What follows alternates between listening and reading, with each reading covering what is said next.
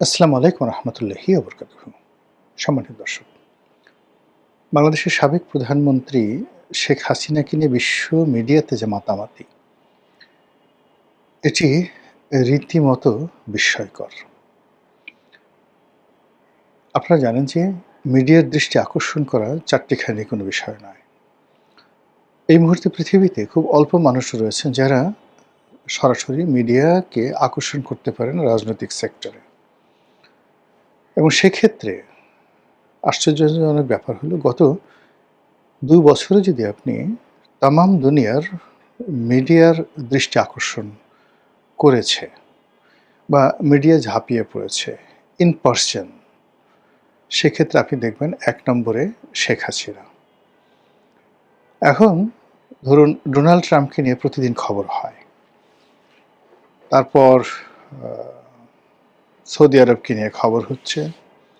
ইরানের পররাষ্ট্রমন্ত্রী নিয়ে খবর হয়, জেলেনস্কিকে নিয়ে খবর হয়। এর কারণ হলো যুদ্ধের কারণে তারা রাষ্ট্র ক্ষমতায় আছেন এবং বৈশ্বিক পরিস্থিতিতে তারা প্রতিদিন এমন কিছু কর্মকাণ্ড করেন বা এমন কোনো ঘটনা ঘটে যে বিশ্ব মিডিয়া মূলত সেই খবরগুলো প্রচারিত করে।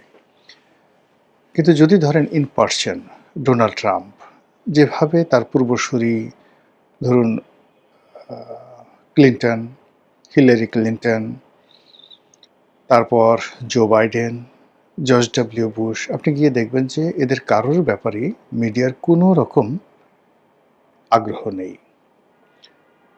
শেখ হাসিনার চাইতে অনেক কৌশলগত গুরুত্বপূর্ণ রাজনৈতিক ব্যক্তিত্ব যারা ইতিমধ্যে ক্ষমতা হারিয়েছেন। যেমন ধরুন মাদুরো। তো ভেনেজুয়েলার প্রেসিডেন্ট মাদুরো এখন কোন অবস্থায় আছে আপনারা কি জানেন? আপনারা কেউ জানেন না। কিংবা আহমেদিনেজাদ ইরানের প্রেসিডেন্ট কোথায় আছেন? সিরিয়ার প্রেসিডেন্ট বাশার আল আসাদ সাবেক প্রেসিডেন্ট তিনি এখন কোথায় আছেন? আমরা কেউ জানি না। কিংবা ধরুন জাস্টিন ট্রুডো কানাডার প্রধানমন্ত্রী, অ্যাঞ্জেলা মার্কেল অথবা থেরেসা মে ব্রিটেনের সাবেক প্রধানমন্ত্রী। আপনি দেখবেন যে এদের কোনো রকম খবরাখবর, ব্যক্তিগত বিষয়, কোনো বিষয়ই আমাদের সামনে আসছে না। এমনকি ভারতে যদি আপনি সোনিয়া গান্ধীর কথা চিন্তা করেন, কংগ্রেসের সভাপতি, তার ব্যাপারেও কোনো খবর ভারতীয় পত্রপত্রিকা, আমাদের পত্রপত্রিকা বা বিশ্ব গণমাধ্যমে আসছে না।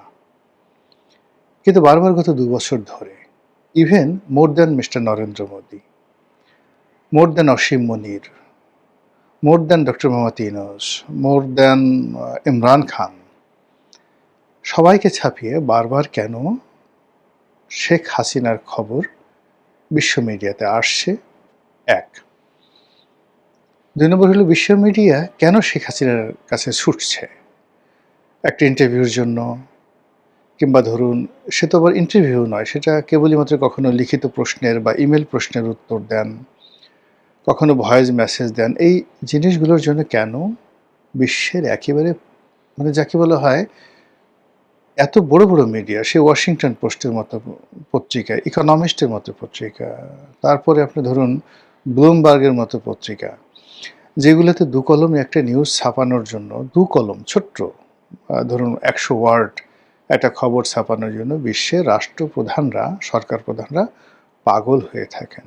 সেই পত্রিকাগুলো হাজার, হাজার শব্দ সম্বলিত নিবন্ধ উপর্যুপরি কেন শেখ হাসিনাকে নিয়ে তারা প্রকাশ করছে।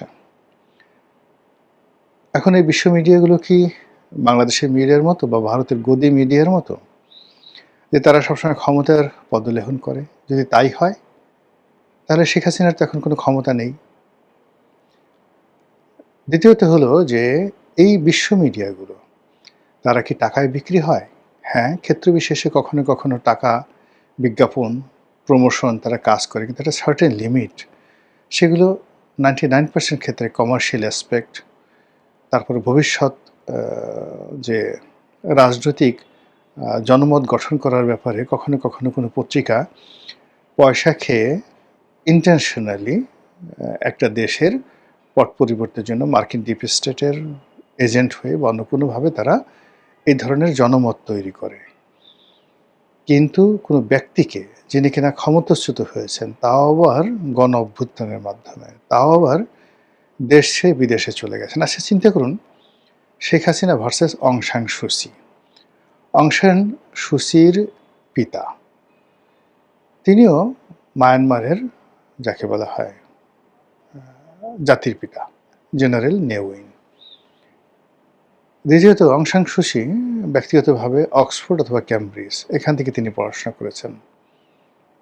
শেখ হাসিনার চেয়ে তার সেই ক্যারিকেচার অনেক অনেক বেশি। যদি আপনি তার ইন্টারন্যাশনাল গ্লোবাল কানেকশন ধরেন, তিনি ইউরোপে বহু বছর থেকেছেন, অসাধারণ ইংরেজি বলেন। এই মুহূর্তে মানে ইংরেজি বলার ক্ষেত্রে, সাবলীলভাবে ইংরেজি বলার ক্ষেত্রে বিশ্বের যত রাষ্ট্রপ্রধান আছে, ইনক্লুডিং বর্তমান ব্রিটিশ প্রধানমন্ত্রী ডোনাল্ড ট্রাম্প, বারাক ওবামা, যারা যারা আছেন, এরকম 100 জন যদি আপনি রাষ্ট্রপ্রধানদেরকে আনেন, সরকার প্রধানদেরকে আনেন, বর্তমান এবং সাবেক, তার মধ্যে অং সান সুচির ইংরেজি উচ্চারণ, বাচনভঙ্গি, রিদম, যেটাকে বাক্যের মধ্যে সেডাকশন তৈরি করা, মানে একটা আকর্ষণীয় মোহময়তা তৈরি করার ক্ষেত্রে সেই অং সান সুচির তুলনাহীন। তিনি নোবেল পুরস্কার পেয়েছেন অতিরিক্ত এবং মায়ানমারের প্রেসিডেন্ট ছিলেন। এখন সেই সুচি কোথায়? তাকে নিয়ে কেন গণমাধ্যম আলোচনা করছে না? সুচির পেছনে তো এখনো পর্যন্ত মার্কিন ডিপ স্টেট আছে।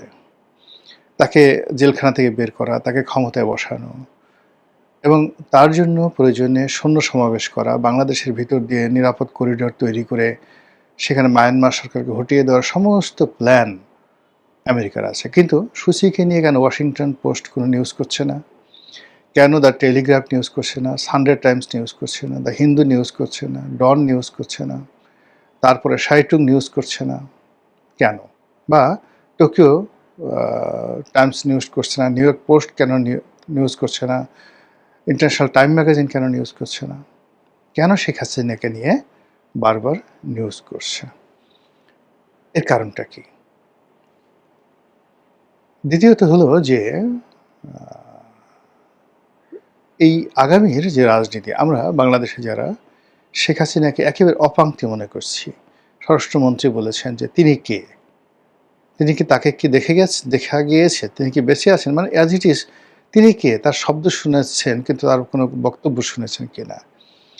এই যখন তার ব্যাপারে তুচ্ছ-তাচ্ছিল্য আমাদের দেশের মধ্যে, তখন রয়টার্সের সাংবাদিক তাকে প্রশ্ন করার জন্য সেই যে ইন্টারন্যাশনাল প্রেস ক্লাব আছে দিল্লিতে, যেখানে ফরেন করেসপন্ডেন্স ক্লাব, সেখানে উপস্থিত হয়ে তাকে প্রশ্ন করার জন্য তিনি তীর্থের কাকের মতো বসে থাকেন। এই যে বিশ্ব গণমাধ্যমের যে তার যে আকর্ষণ, এই আকর্ষণের কারণ সরকারকে খুঁজে বের করতে হবে। দুটো বিষয় থাকে। যখন একজন মানুষ কারো দ্বারা প্রমোটেড হন, যেমন ধরুন এখন তারেক রহমান সাহেব সালাউদ্দিন সাহেবকে পছন্দ করেন, তিনি ব্যারিস্টার কায়সার কামালকে পছন্দ করেন, মেজর হাফিজকে পছন্দ করেন। এখন এই পছন্দের বিনিময়ে তাদের প্রতি ধরেন মিডিয়ার একটা আকর্ষণ হতে পারে, ক্ষমতা কেন্দ্রিক কোনো ব্যক্তির কেন্দ্রিক। কিন্তু শেখ হাসিনা এখন কারোর পছন্দের তালিকায় আছেন বলেন? ভারত তাকে শেল্টার দিচ্ছে। আমরা বাংলাদেশ থেকে প্রচার করছি যে তিনি মূলত সেখানে একটা আপদ হিসেবে আছেন, ভারত তাকে পছন্দ করছে না। তো সেক্ষেত্রে যেখানে নরেন্দ্র মোদীর কোনো বক্তব্য, তার খবরাখবর পত্রপত্রিকাগুলো প্রকাশ করছে না, ইভেন ভারতের যে সকল নাকুচু পত্রিকাগুলো রয়েছে, যেমন ধরেন আনন্দবাজার, সাপ্তাহিক দেশ, তারপর ইলাস্ট্রেটেড উইকলি, যেগুলো খুব নাকুচু পত্রিকা ভারতের, দ্য হিন্দু, এ সকল পত্রিকায় কিন্তু নরেন্দ্র মোদীর খবরই ছাপাচ্ছে না। সেখানে কেন বারবার সেই শেখ হাসিনার বক্তব্য ছাপা হচ্ছে? ইট মিনস শেখ হাসিনার মধ্যে হয়তো কোনো অলৌকিক বিষয় তারা দেখতে পেয়েছে, যেগুলো আমরা বুঝতে পারি না, কিন্তু সাংবাদিকরা বুঝতে পারে। এখন সেই অলৌকিক বিষয়টা কি? মানে তিনি কি আল্লাহর ওলি? তিনি কি গাউস কুতুব? Not like that. অলৌকিক বিষয় হলো যখন বহু মানুষের দোয়া থাকে, বহু মানুষের সমর্থন থাকে এবং কোনো ব্যক্তিকে কেন্দ্র করে বহু মানুষের আকর্ষণ থাকে কোনো একটা ব্যক্তি বিশেষ, তখন সারা পৃথিবীর যে প্রচার মাধ্যমগুলো স্বয়ংক্রিয়ভাবে সেখানে রেসপন্ড করে এবং এটাই অলৌকিকত্ব। একজন কালো মানুষ যতদিন পৃথিবীতে জীবিত ছিলেন নেলসন ম্যান্ডেলা, আমরা সারা দুনিয়া তার ব্যাপারে পাগল ছিলাম। মার্টিন লুথার কিং নিহত হয়েছেন, কিন্তু আমরা এখনো পর্যন্ত তার বক্তব্য, তার কথা শুনলে পাগল হয়ে যাই। একজন মোহাম্মদ আলী ক্লে কত আগে ফাইটিং করেছেন, মারা গিয়েছেন, কিন্তু এখনো পর্যন্ত আপনার সামনে যে কোনো চলচ্চিত্রের স্ক্রিপ্ট থাকুক না কেন, কিন্তু মোহাম্মদ আলী ক্লের যখন কোনো ফাইটিং চলে আসে মানুষ কিন্তু সেটাই দেখে। একজন মাইকেল জ্যাকসন, এখনো পর্যন্ত তার কোনো ক্লিপ, এমনকি তার কোনো কপি, তার কোনো লুক এলাইক যদি আসে আমরা সাথে সাথে দেখি। তো সেই ক্ষেত্রে শেখ হাসিনাকে নিয়ে এই যে বিশ্ব গণমাধ্যমের যে আকর্ষণ, আমার দৃষ্টিতে এর মধ্যে কোনো অর্থনৈতিক বিনিয়োগ নেই, এর মধ্যে কোনো রকম যাকে বলে লবিং গ্রুপ নেই, এর মধ্যে কোনো রকম ইনফ্লুয়েন্স নেই। এখানে যে স্বতঃস্ফূর্ততা রয়েছে, সেই স্বতঃস্ফূর্ততার প্রথম কারণ হলো বহু সংখ্যক মানুষের ডিজায়ার, স্বপ্ন, কল্পনা, ভালোবাসা হয়তো শেখ হাসিনার মধ্যে আছে। এই গেল এক। ২ নম্বরে আগামীর যে রাজনীতির সমীকরণ বাংলাদেশে, সেই রাজনীতির সমীকরণে কোনো অবস্থাতেই বিশ্ব media without Awami League, without Sheikh Hasina কোনো বিকল্প তারা দেখতে পাচ্ছে না। ৩ নম্বরে যেটা, সেটা হলো এখানকার যে ভৌগোলিক অবস্থান, এবং এই ভৌগোলিক অবস্থার কারণে পৃথিবী উত্তাল হয়ে যেতে পারে, দক্ষিণ পূর্ব এশিয়া উত্তাল হয়ে যেতে পারে যদি বাংলাদেশে সমস্যার তৈরি হয়। সেটা জঙ্গিবাদ বলেন, সেটা এই অঞ্চলে দুর্ভিক্ষ বলেন, কিংবা এই অঞ্চলে সেই বিদেশি শক্তির আধিপত্য বলেন, কিংবা ভারত, মায়ানমার, পাকিস্তান, এই দেশগুলোর মধ্যে যদি বাংলাদেশের ভূমি নিয়ে অন্তর্দ্বন্দ্ব শুরু হয়, এই পুরো সাউথ ইস্ট এশিয়া নয়, পুরো এশিয়ার যে রাজনীতি এলোমেলো হয়ে যাবে। 18 কোটি মানুষের ইকোনমি, 18 কোটি মানুষের দেশ। তো কাজেই সেই ধরনের একটি পরিবেশ পরিস্থিতি থেকে একটি দেশকে, একটি অঞ্চলকে রক্ষা করার জন্য বিশ্ব গণমাধ্যমের যে একটা দায়বদ্ধতা, সেই দায়বদ্ধতার জায়গা থেকে তারা তাদের যে প্রজ্ঞা, তাদের যে পাওয়ার অফ জার্নালিজম, তারা সেখানে বুঝতে পেরেছে যে আওয়ামী লীগ এবং শেখ হাসিনা এর কোনো বিকল্প নাই। সে কারণে কি হচ্ছে, বারবার ঘুরে ফিরে দিল্লি, শেখ হাসিনা, আওয়ামী লীগ, এটি বিশ্ব মিডিয়ার প্রাসঙ্গিক হয়ে যাচ্ছে বিশ্ব মিডিয়ায়। আমার কাছে তাই মনে হচ্ছে। মহান আল্লাহ আমাদের সবাইকে হেদায়েত দান করুন এবং হেফাজত করুন। আসসালামু আলাইকুম ওয়া রাহমাতুল্লাহি ওয়া বারাকাতুহু।